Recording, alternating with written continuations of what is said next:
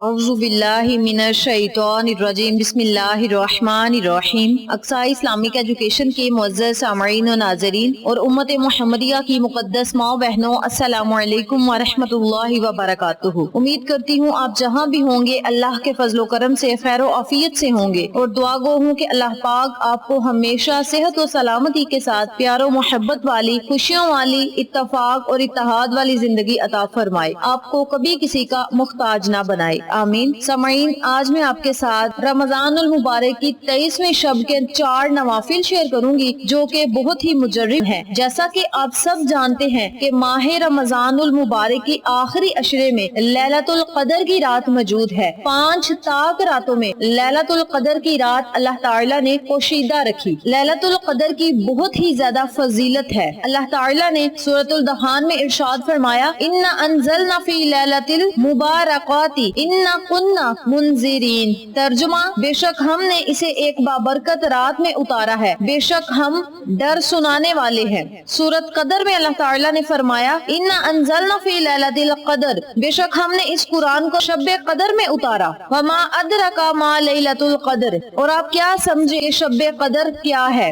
لیلۃ القدر خیر من الف شہر، شب قدر فضیلت و برکات اور اجر و ثواب میں ہزاروں مہینوں سے بہتر ہے۔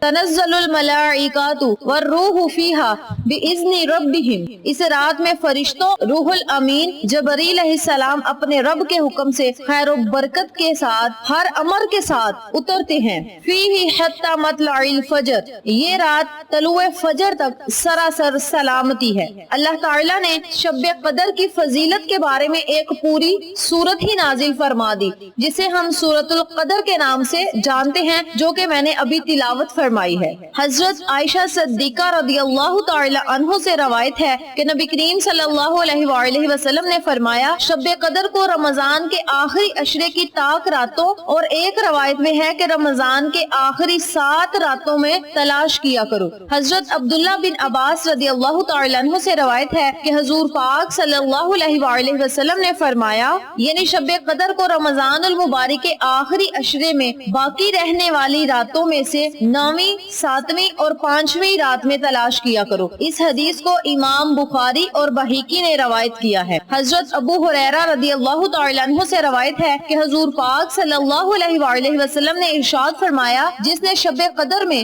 حالت ایمان میں ثواب کی غرض سے قیام کیا، اس کے سابقہ گناہ بخش دیے جاتے ہیں، یعنی نوافل ادا کیے تو اللہ تعالیٰ اس کے سابقہ یعنی پہلے گناہوں کو بخش دیتا ہے۔ جس نے ایمان کی حالت میں ثواب کی غرض سے رمضان کے روزے رکھے، اس کے بھی سابقہ گناہ معاف کر دیے جاتے ہیں۔ حضرت ابو ہریرہ رضی اللہ تعالی عنہ بیان کرتے ہیں کہ نبی کریم صلی اللہ علیہ وآلہ وسلم نے فرمایا، جو شخص لیلۃ القدر میں قیام کرے اور اس کو پا لے، اس کی مغفرت کر دی جاتی ہے۔ راوی کہتے ہیں، میرا خیال ہے کہ ابو ہریرہ نے یہ بھی کہا تھا کہ ایمان کے ساتھ اور ثواب کی نیت سے۔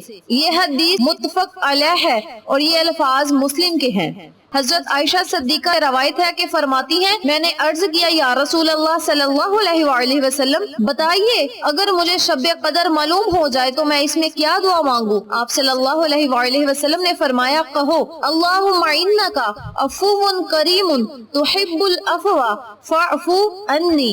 ترجمہ، یا اللہ معاف فرمانے والا کریم ہے، عفو درگزر کو پسند کرتا ہے، بس مجھے معاف فرما دے۔ اس حدیث کو امام ترمذی، احمد اور نسانی نے روایت کیا ہے۔ نیز امام ترمذی کہتے ہیں کہ یہ حدیث حسن صحیح ہے۔ حضرت ابو ہریرہ رضی اللہ تعالی عنہ سے مروی ہے کہ حضور پاک صلی اللہ علیہ وآلہ وسلم نے فرمایا، تمہارے پاس رمضان المبارک کا مہینہ آیا، اللہ تعالیٰ نے تم پر اس کے روزے فرض کیے ہیں، اس میں جنت کے دروازے کھول دیے جاتے ہیں، جہنم کے دروازے بند کر دیے جاتے ہیں، اور سرکش و شیاطین جکڑ دیے جاتے ہیں۔ اللہ تعالیٰ کے نزدیک اس ماہ میں ایک ایسی رات ہے جو 1000 راتوں سے افضل اور بہتر ہے۔ جو اس رات کی خیر و برکات سے محروم کر دیا گیا، وہ ہر خیر سے محروم کر دیا گیا۔ اس حدیث کو امام نسائی اور ابن ماجہ نے روایت کیا ہے۔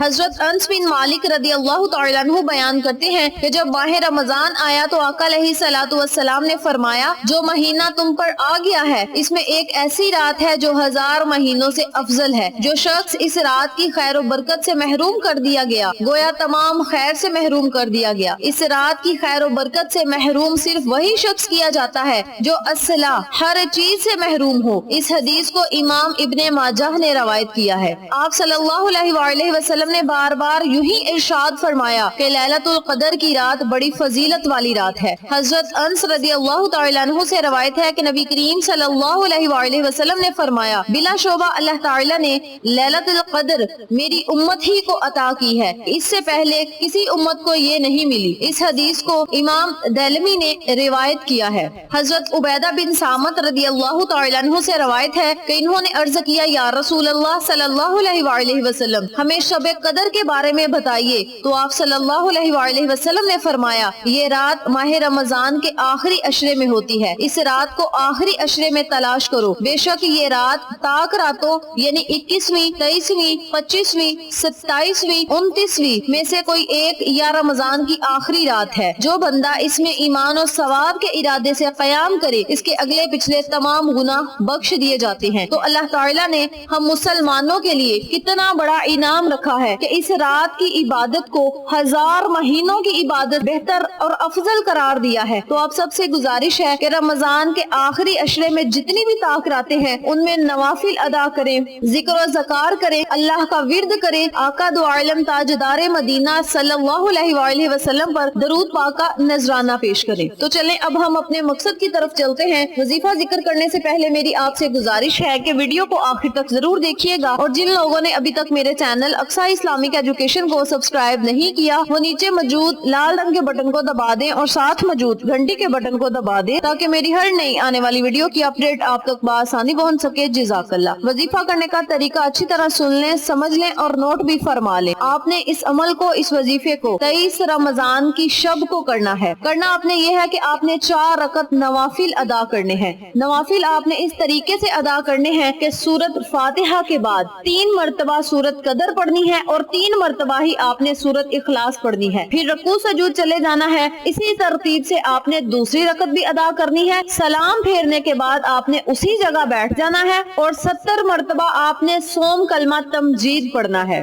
سبحان اللہ والحمد للہ ولا الہ الا اللہ واللہ اکبر ولا حول ولا قوت الا باللہ العلی العظیم. آپ نے 70 مرتبہ سوم کلمے کا ورد کرنا ہے. اول آخر آپ نے 3 مرتبہ درود پاک پڑھ کے بارگاہ الہی میں سجدے میں سر رکھ کے آپ نے اللہ سے دعا کرنی ہے کہ مولا اس عمل کو میں نے خالص تیری رضا کے لیے کیا ہے، اپنی رضا میں مجھے راضی فرما اور مولا مجھے بخش دے، میری مغفرت فرما. اس طرح آپ نے 2 رکعت نوافل پڑھ کے اللہ سے دعا کرنی ہے. انشاءاللہ اللہ کی رحمت بڑی وسیع ہے، اللہ آپ کو ضرور بخش دے گا، آپ کی مغفرت فرمائے گا. جب آپ نے 2 رکعت نوافل پڑھ کے دعا مانگ لینی ہے تو پھر آپ نے 2 رکعت نوافل ادا کرنے ہیں. نوافل آپ نے اس ترتیب سے پڑھنے ہیں کہ سورت فاتحہ کے بعد 7 مرتبہ آپ نے سورت قدر پڑھنی ہے اور 7 مرتبہ ہی سورت اخلاص پڑھنی ہے. اسی ترتیب سے آپ نے دوسری رکعت بھی ادا کرنی ہے. سلام پھیرنے کے بعد آپ نے اسی جگہ بیٹھ جانا ہے. 3 مرتبہ سورت قدر پڑھنی ہے، 3 مرتبہ سورت اخلاص پڑھنی ہے، 70 مرتبہ درود پاک پڑھنا ہے. جب آپ یہ تمام کلمات، یہ تمام تسبیحات پڑھ لیں تو پھر آپ نے سجدے میں سر رکھ کے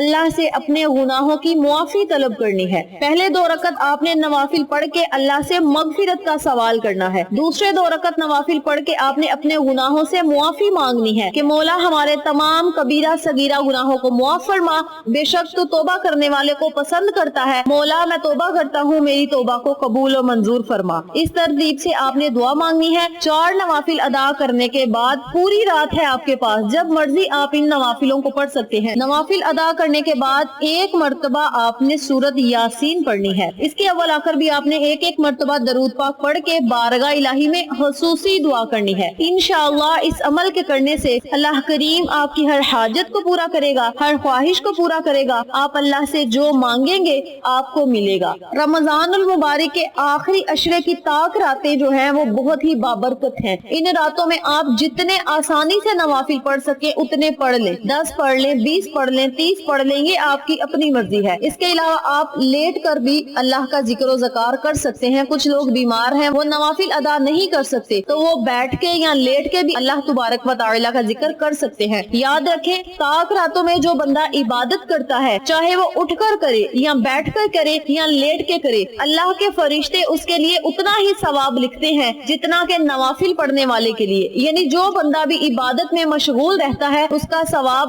برابر ہوتا ہے. تو آپ سب سے گزارش ہے کہ اس مبارک اور مقدس رات کی قدر کریں, اللہ کی رحمتوں, برکتوں اور نعمتوں سے مالا مال ہو سکتا ہے یہ موقع ہماری زندگیوں میں پھر آئے یا نہ آئے, لیکن ہمیں اس مقدس وقت کی قدر کرنی چاہیے اور اللہ کی رحمتیں سمیٹ لینی چاہیے. اس عمل کو آپ خود بھی کریں, اپنے عزیزوں کا, فیملی ممبرز, فرینڈز اور نیبرز کے ساتھ شیئر بھی کریں تاکہ تمام لوگ اس وظیفے سے مستفید ہوں, آپ کو اور مجھے صدقہ جاریہ کا ثواب ملتا رہے. امید کرتی ہوں آپ کو میری آج کی ویڈیو پسند آئی ہوگی. ویڈیو پسند آئے تو لائک کریں, شیئر کریں, چینل کو سبسکرائب کریں اور ساتھ موجود بیل آئیکن کو دبا کے آل نوٹیفیکیشن پہ کلک کریں تاکہ میری ہر نئی آنے والی ویڈیو کی اپڈیٹ آپ تک بآسانی پہنچ سکے. اپنا بہت سارا خیال رکھیے گا, اپنی دعاؤں میں یاد رکھیے گا. انشاءاللہ پھر کسی نئے وظیفے یا اچھی معلومات کے ساتھ آپ کی خدمت میں حاضر ہوں گے. تب تک کے لیے اللہ نگہبان.